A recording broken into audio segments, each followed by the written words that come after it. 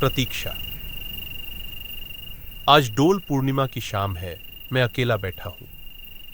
आकाश में गोल छात चमक रहा है। दक्षिणी बयार बह रही है।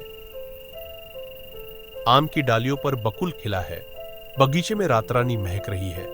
उसकी सुगंध लहरों की तरह आ जा रही है।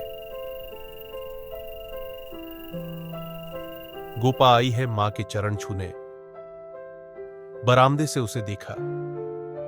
लाल साड़ी में घूंघट से ढका चेहरा, सिंदूर से भरा मांग। मैं चौंक पड़ा।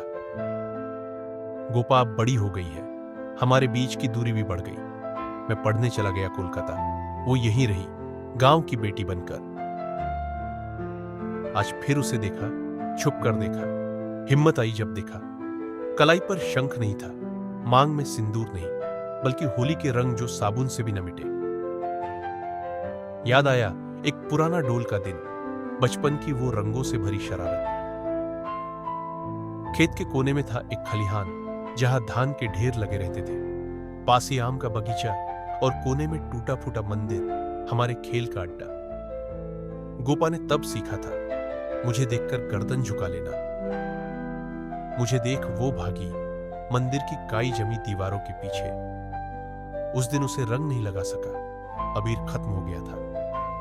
घर गया, मां की सिंदूर की डिब्बी चुरा लाया। धीरे धीरे मंदिर में दाखिल हुआ।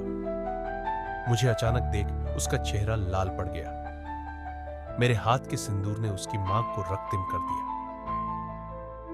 इसके बाद उसने कभी मुझसे बात नहीं की।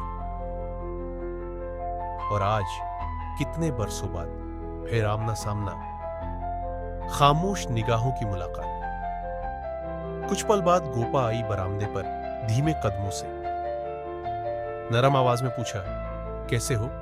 उसकी आंखों में देखकर कहा, अच्छा हूं। उसने भी मेरी आंखों में देखा। मैंने सोचा अब वो हिम्मत करेगी, पर गर्दन झुका ली। धीरे से बोली, अब तुम बड़े हो गए हो, इसलिए चरण छू रही हो। और फिर घुटनों पर बैठ गई।